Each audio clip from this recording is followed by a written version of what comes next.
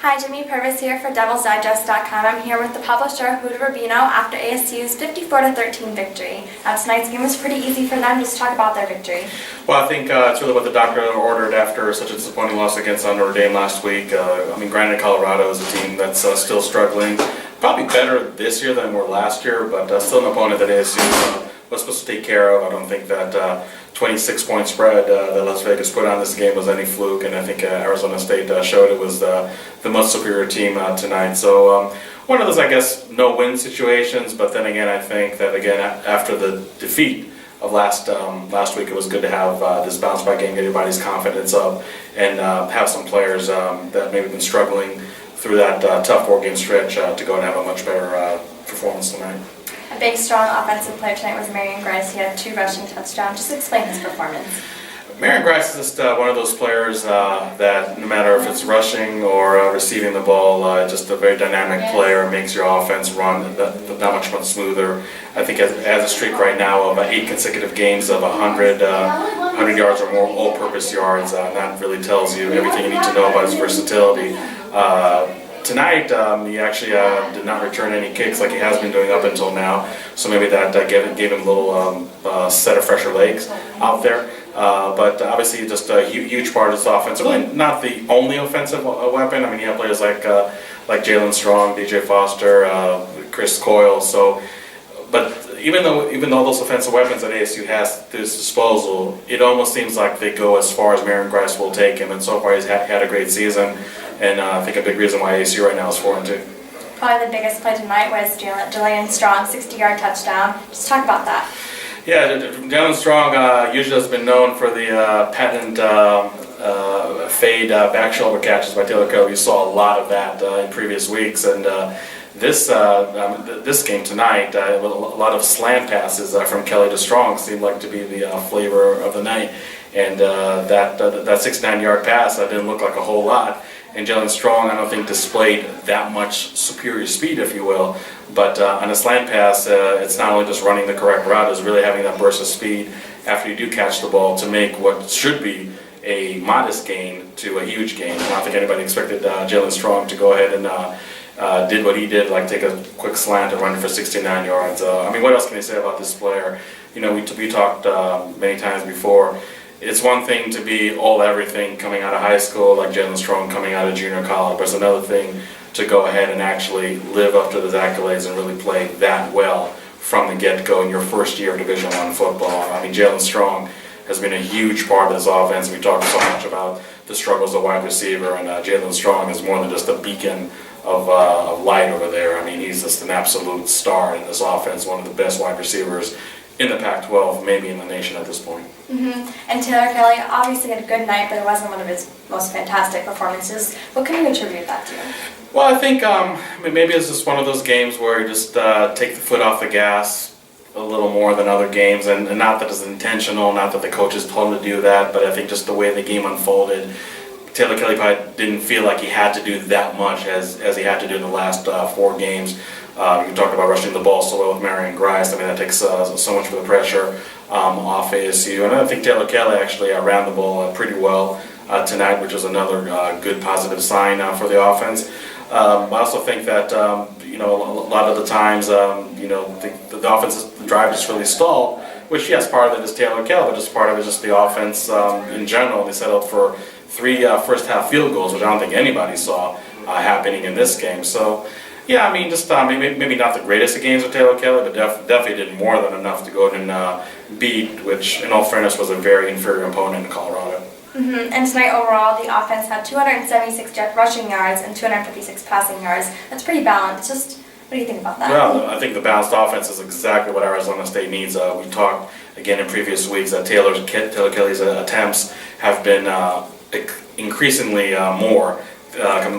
Compared to last time. He already has 2 games of over 50 passing attempts, and granted, it's in situations where ASU is trying to come back into the game, so yes, you abandon the run, you're going to pass the ball more, but Taylor Kelly is not a quarterback that can just that expected to be sitting in the pocket and attempt 50 passes. Doesn't mean he's not a good quarterback, doesn't mean doesn't really tailor to his skills, no pun intended. So I think that it was really good to see the balanced offense, and I think ASU's offense is explosive enough that if it can achieve that balance, go ahead and have 200 yards rushing, 200 yards passing, I don't know how many more games we actually would lose if they had that performance every week. So it was a great sign to see.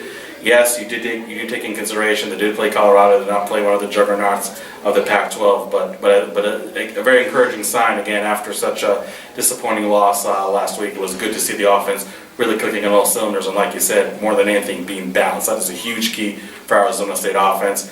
It's going to be hard to achieve every week, obviously, but once they do achieve it, like I said, I think that's more than half the battle for them, winning a game when they have a performance on offense like they had tonight. And switching over to defense, Chris Young tonight had 7 tackles and a sack. That's a pretty nice performance. Could you talk about that a little? Yeah, Chris Young has been really one of the standouts of the defense all season long. The linebacker group has been, I'm not going to say a mess, but just like so much maneuvering over there. But Chris Young has been absolutely the rock of that defense. And the defense as a whole held Colorado to 99 rushing yards. Again, it can say no big deal, it's Colorado, but for a defense that has had such a tough time stopping the run in the last 4 games, it was good for them to bounce back from that and play really well. Also, the players like Carl Bradford and Will Sutton definitely showed more of their 2012 form tonight compared to the first few games of 2013. And also the defense had 3 interceptions. Damaris Randall maybe making up for that dropped interception against Notre Dame, had an interception tonight. Robert Nelson, a player that was under a lot of fire last week against Notre Dame, had an interception in the end zone to go ahead and stall a Colorado drive. So it was nice to see the whole defense as a whole really get back on track, really make a lot of plays, and go ahead and just halt any chance Colorado had to making this game interesting in the first or the second half. But like you mentioned, Chris Young, outstanding, and just really one more example of the outstanding season that he's having. Guys, look forward to next week. They play Washington. Now, Washington's had a hard time the past couple of weeks. They lost to Oregon and Stanford as well. But what can ASU learn to play a really good game against these tough teams? I think Washington, in a way, is kind of like Arizona State. The toughest games of their schedule are already behind them. And I don't know if those games expose what they really are, or maybe it's a matter of, okay, I mean, we're not up to the level of Stanford and Oregon, like in Washington's case, but now we have a team like ASU, which we fare pretty well against. But I think the psyche of a team coming off 2 consecutive losses, even though they were both 2 top 5 teams at the time, it probably will take a toll on Washington. And let's face it, Washington has not beaten ASU in Tempe or in Seattle even once this century. So it's not like they're coming with uber confidence to Tempe next week. Does Arizona State have to play better than they did against Colorado to beat Washington? Absolutely. That really goes without saying.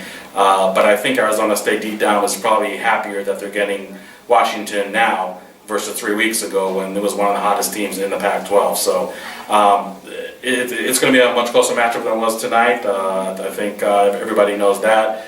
But I think getting Washington after 2 consecutive losses may be something that Arizona State can go ahead and benefit from.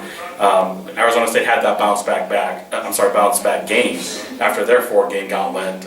Washington, coming to ASU, knows this is not a bounce back game after losing to Stanford and Oregon back to back. So again, we saw a lot of encouraging signs.